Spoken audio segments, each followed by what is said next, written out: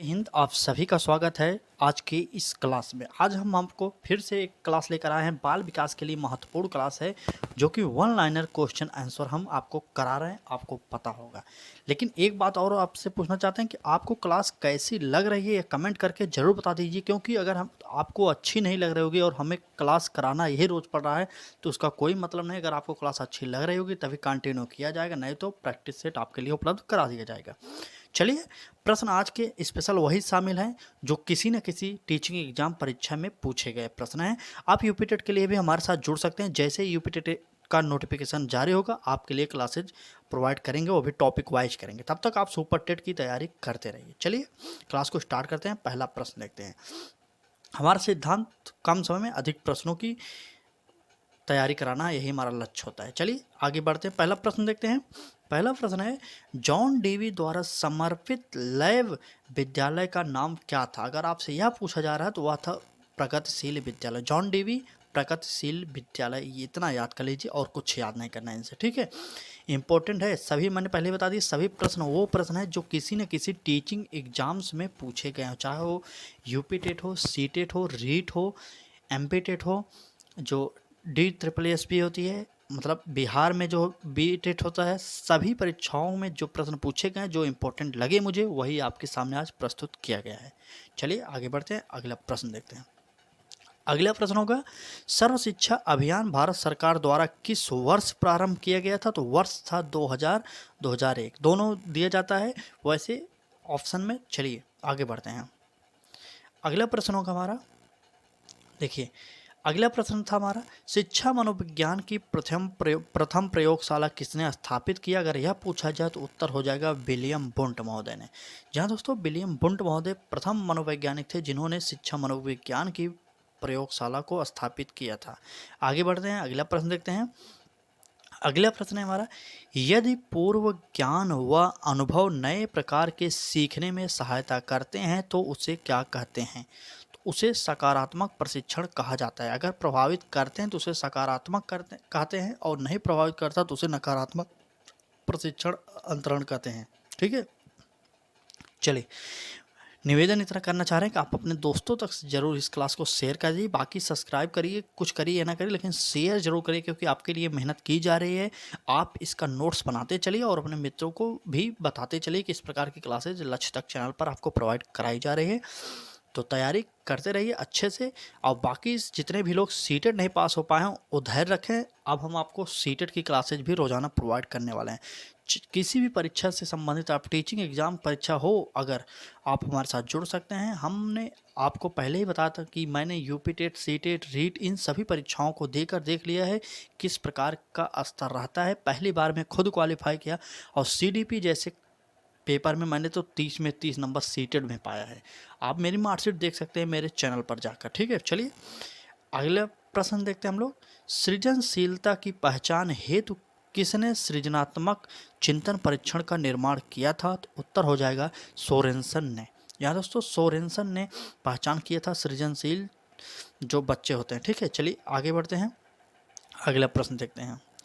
अगला प्रश्न होगा हमारा, सामूहिक अचेतन का संप्रत्यय किसने दिया था? आपसे सामूहिक अचेतन का संप्रत्यय पूछा जा रहा है तो उत्तर हो जाएगा हमारा युंग महोदय ने। जहाँ दोस्तों युंग महोदय ने सामूहिक अचेतन का प्रत्यय दिया था। इम्पोर्टेंट है आपके लिए। पेपर आज नहीं तो कल होगा, बार बार यह मत देखिए। कई यूट्यूब वाले हैं कि आपको रोज न्यूज़ देते हैं, आप खबर आ गई, ऐसे हो गया वैसे हो गया। जी नहीं दोस्तों, आप धैर्य रखिए, पढ़िए। अब जब हाई कोर्ट के द्वारा कहा गया है कि 27,000 पदों पर भर्ती होगी तो भर्ती होगी, यकीन मानिए। बस आपको धैर्य रखकर पढ़ना है क्योंकि वैकेंसी आज नहीं तो कल होगी ही होगी। चलिए आगे बढ़ते हैं, अगला प्रश्न देखते हैं।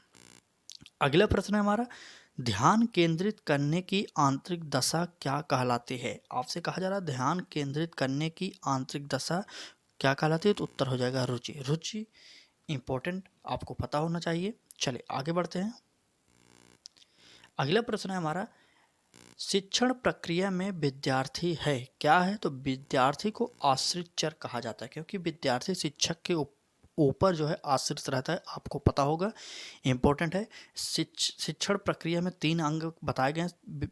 जो शिक्षार्थी, विद्यार्थी जो आप कहते होंगे विद्यार्थी, पाठ्यक्रम, ठीक। चलिए, और शिक्षक, 3 चीज़ों को शामिल किया गया। अगला प्रश्न देखते हैं। अगला प्रश्न होगा हमारा, आरटी एक्ट 2019 के अनुसार शिक्षक हेतु प्रति सप्ताह कितने कार्य घंटे तय किए गए थे? तो उत्तर हो जाएगा 45 घंटे। जी हाँ दोस्तों, एक हफ्ते में कम से कम एक शिक्षक को 45 घंटे स्कूल में रहना अनिवार्य होगा। स्कूल में रहना अनिवार्य है, ठीक है। चलिए आगे बढ़ते हैं। अगला प्रश्न, कम समय में अधिक प्रश्नों को हम आपको प्रोवाइड करा रहे हैं। बाकी आपकी इच्छा, आपको क्लास अच्छी लग रही है तो कमेंट करके ज़रूर बताइए। कमेंट करिए, जितने भी लोग देख रहे हैं कमेंट करिए। और उनसे एक और निवेदन करेंगे, अगर आपको अच्छी लगे तो शेयर जरूर करें अपने मित्रों तक, ताकि उनको भी पता चले और वो भी रोज़ाना हमारे क्लासेस दोपहर 1 बजे में देख सकें। बाकी आप किस परीक्षा की और तैयारी करना चाह रहे हैं, यूपी टेट हो गया, सी टेट हो गया, इन सभी की तैयारी करना चाहते हैं तब भी कमेंट करिए। आपको क्लासेज जल्द से जल्द प्रोवाइड कराया जाएगा हमारे चैनल के माध्यम से, ठीक है। तो चलिए आगे बढ़ते हैं, अगला प्रश्न देखते हैं। अगला प्रश्न है हमारा, छात्र में रुचि उत्पन्न करने की कला क्या कहलाती है? तो उत्तर हो जाएगा प्रेरणा। जहाँ दोस्तों छात्र में रुचि उत्पन्न करने की कला की अगर बात की जा रही है तो उत्तर हो जाएगा हमारा प्रेरणा, ठीक है। चलिए आगे बढ़ते हैं। अगला प्रश्न है हमारा, देखिए यहाँ पर इंपॉर्टेंट प्रश्न है ये सभी। प्रश्न है हमारा, कक्षा शिक्षण में पाठ प्रस्तावना सोपान सीखने के किस नियम पर आधारित है? एक बार फिर प्रश्न पढ़िए। कक्षा शिक्षण में पाठ प्रस्तावना सोपान सीखने के किस नियम पर आधारित है? उत्तर हो जाएगा तत्परता का नियम। अगला प्रश्न देखते हैं। संप्रत्यय निर्माण का प्रथम सोपान क्या है? तो उत्तर हो जाएगा प्रत्यक्षीकरण। एक प्रश्न को 2 से 3 बार इसलिए पढ़ रहे हैं ताकि आपको यहीं पर ही याद हो जाए, बार बार न पढ़ना पड़े। अगर आप इसका नोट्स बना ले रहे हैं तो इससे अच्छा और कुछ नहीं होने वाला है, ठीक है। अगर आप नोट्स नहीं बनाना चाहते तो हम निवेदन बस इतना करेंगे कि 2 से 3 बार इस वीडियो को जरूर देखिए ताकि आपको याद हो जाए। चलिए आगे बढ़ते हैं, अगला प्रश्न देखते हैं। अगला प्रश्न है हमारा, प्रेक्षणात्मक अधिगम संप्रत्यय किसके द्वारा दिया गया था? आपसे कहा जा रहा है प्रेक्षणात्मक अधिगम संप्रत्यय किसके द्वारा दिया गया? तो उत्तर हो जाएगा बंडूरा महोदय। जहाँ दोस्तों बंडूरा के द्वारा प्रेक्षणात्मक अधिगम संप्रत्यय दिया गया था, बंडूरा के द्वारा। चलिए आगे बढ़ते हैं। अगला प्रश्न होगा हमारा, देखिए इंपॉर्टेंट प्रश्न। यह प्रश्न देखिए, प्राथमिक स्तर पर दबे समिति ने किन विषयों में अपेक्षित अधिगम का स्तर का निर्धारण किया था? तो उत्तर हो जाएगा गणित में, पर्यावरण अध्ययन में और भाषा अध्ययन में दबे समिति ने काम किया था। इन 3 विषयों पर आपको याद होना चाहिए क्योंकि सीटेट में आया हुआ प्रश्न यह है। चलिए आगे बढ़ते हैं। कैसी लग रही है आपको क्लासेज, ये कमेंट करके ज़रूर बताते रहिए और लाइक शेयर करते रहिए। आप लोग सब्सक्राइब करिए या ना करिए, लेकिन इतना तो कर सकते हैं कि अपने मित्रों तक शेयर जरूर करिए इस क्लास को, ठीक है। चलिए आगे बढ़ते हैं, अगला प्रश्न देखते हैं। व्यवहार शब्द का सबसे पहले प्रयोग किसने किया था? अगर आपसे यह पूछा जा रहा है तो उत्तर हो जाएगा मैकडूगल ने। जहाँ दोस्तों मैकडूगल महोदय ने व्यवहार शब्द का सबसे पहले प्रयोग किया था। इंपॉर्टेंट है, मैकडूगल ने मूल प्रवृत्तियों का सिद्धांत दिया था। तो यह भी आप जानते रहे कितने मूल प्रवृत्ति मैकडूगल ने बताए थे, ये भी आपको याद होना चाहिए। 14 मूल प्रवृत्तियों का वर्णन किए थे मैकडूगल महोदय ने। चलिए आगे बढ़ते हैं, अगला प्रश्न। चलिए अगला प्रश्न होगा हमारा, अधिगम आदत सभी, यहाँ पर अभी ये प्रश्न गलत है, माफी चाहते हैं, ये प्रश्न गलत है। हम इस प्रश्न को कल फिर से करा देंगे दूसरे क्लासेज में, ठीक है। आज की इस क्लास में बस इतना है। क्लास कैसी लगी आपको कमेंट करके ज़रूर बताते रहिए। और हाँ, अगर आपको इस प्रकार की क्लासेज अच्छी लग रही हैं तो क्लासेज हमारे चैनल पर आपको प्रोवाइड मिल रही हैं, क्योंकि आपको पता होगा कि यूट्यूब पर कहीं भी ऑनलाइनर आपको नहीं मिल रही है क्लास। तो निवेदन बस इतना करेंगे, अगर क्लास अच्छी रहेगी तो जुड़िए हमारे साथ। बहुत ही जल्द हम जीवन कौशल की क्लासेज प्रैक्टिस सेट के माध्यम से आपको कराने वाले हैं। आने वाले 2 से 3 दिन के अंदर आपको जीवन कौशल की क्लासेज भी प्रैक्टिस सेट, वो भी टॉपिक वाइज मिल जाएगी।